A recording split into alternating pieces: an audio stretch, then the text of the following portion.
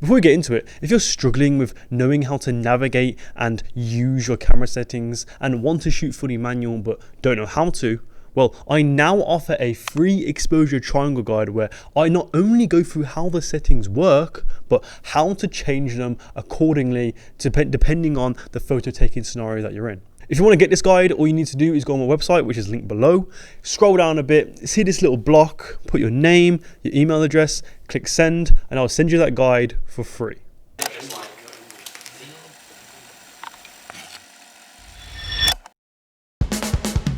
So if you're a portrait photographer and you're looking online for some tips on how to improve, etc., you naturally look online and you look for some tips on how to compose your image, how to light your subject, etc. But the advice they give you is all the same.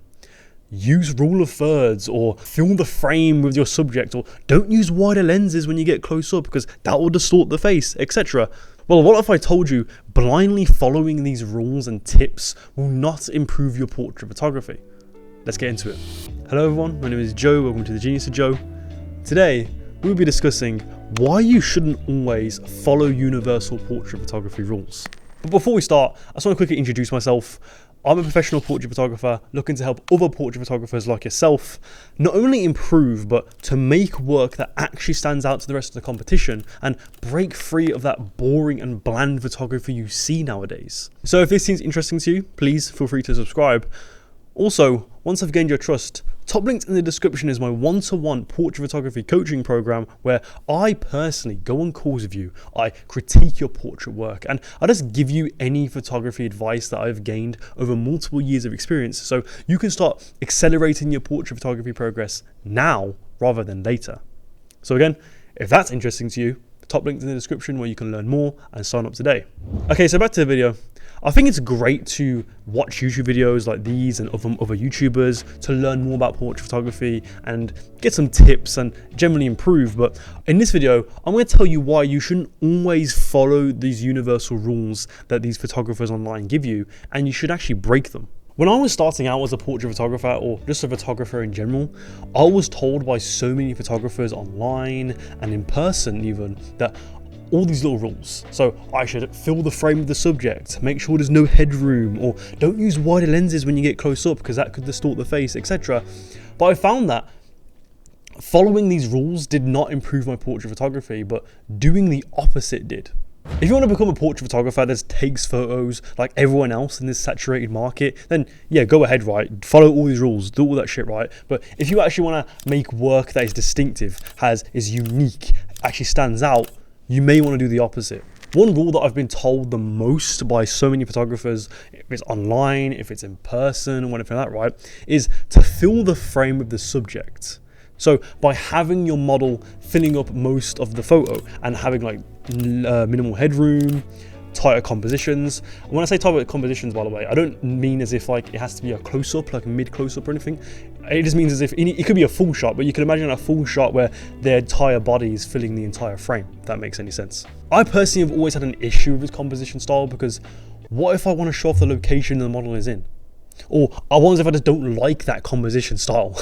Like these photos, for example, where we shot this in a really nice park during the evening where the sun was quite low, it casted like amazing shadows on the trees, like the shadows were really long.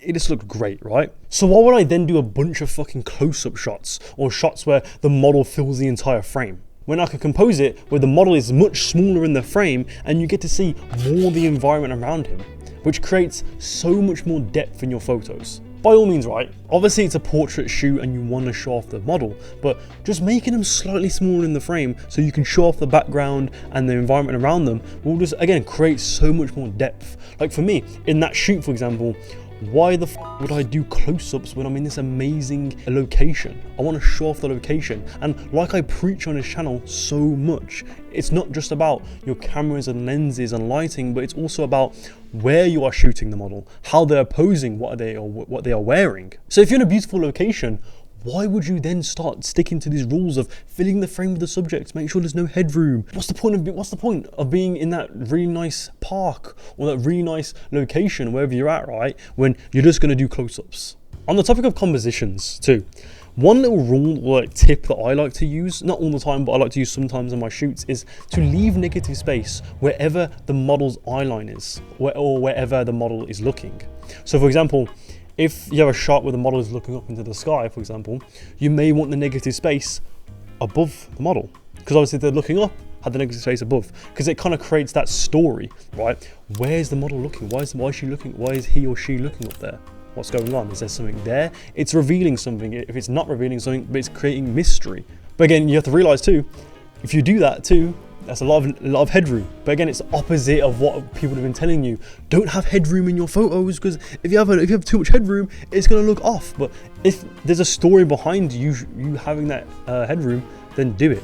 Like for example, if they're looking up into the sky, you may want a load of headroom. You want like half the photo to be negative space. You never know. What's this fear with headroom in your portrait photography, right? Like when I first started too, I had this massive fear of headroom. Like can't have too much headroom. It's gonna look weird.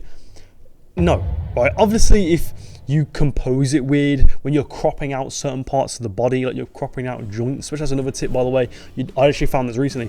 You don't want to crop out joints when you're taking your photos. You don't want to crop out elbows, well, you can crop them out, but you don't want to crop at the elbows or at the knees or at the ankles or at the shoulders, right? But so if you're doing that in your compositions and you're having a lot of headroom, obviously it's going to look weird and awkward, right? But again, if it's not like that, it's fine. Another rule that I've heard too is to always light your subjects evenly. Oh, you want to photograph someone? Make sure they're fully lit and you can easily see their face. Why though?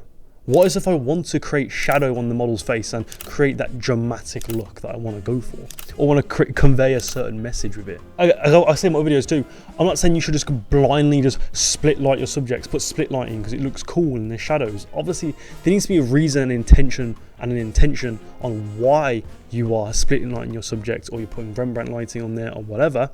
But don't just evenly light your subjects simply because people have told you to do that. Like, oh, but if it's a portrait shoot, I have to show their face off, right? You can still see the fucking model's face if you fucking put Rembrandt lighting on them, or if you put loop lighting on them, right? Like, what do you don't have to completely get rid of all your shadows to be able to see the subject's face. You know what I mean?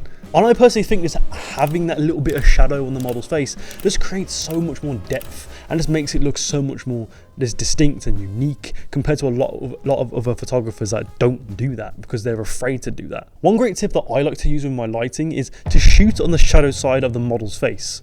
Oh, you can't do that. You can't put a shadow on the model's face. You can't see their face. It's going to look so bad. No, you can't do it. Bullshit, guys.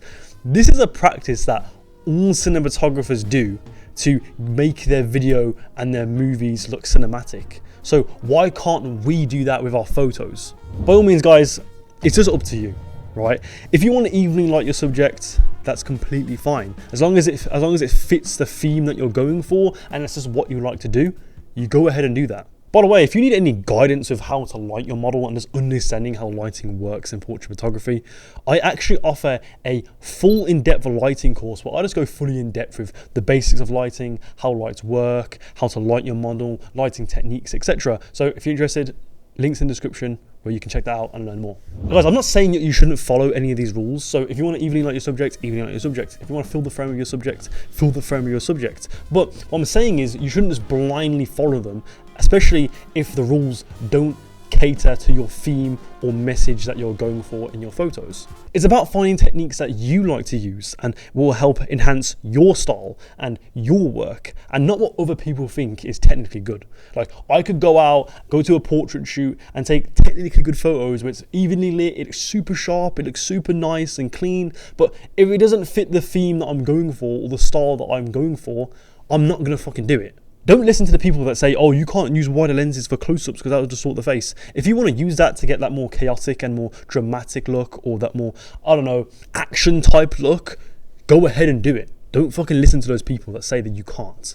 At the end of the day, guys, it's up to you. Compose how you want to compose your images. Light your model how you want to light your model, and pose your model on how you want to pose your model. It's in your hands. Anyway, guys, that is it for the video. Thank you for watching. Hope you guys found this useful. Comment down below, guys. What's your thoughts? What do you think of these universal portrait photography rules? Like, I think they're useful.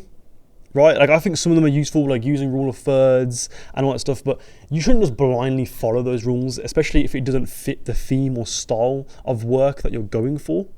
So yeah, like, I don't know. You know what I mean? It's whatever. It's up to you. I don't know. At the end of the day, it's portrait photography. It's up to you. What's your style? What's your theme? You do you. you do you. Anyway, guys, like, subscribe, comment, click on any of these videos here to learn more about portrait photography. No, it's here. Click on any of these videos here to learn more about portrait photography. And I'll see you next time, guys. Goodbye.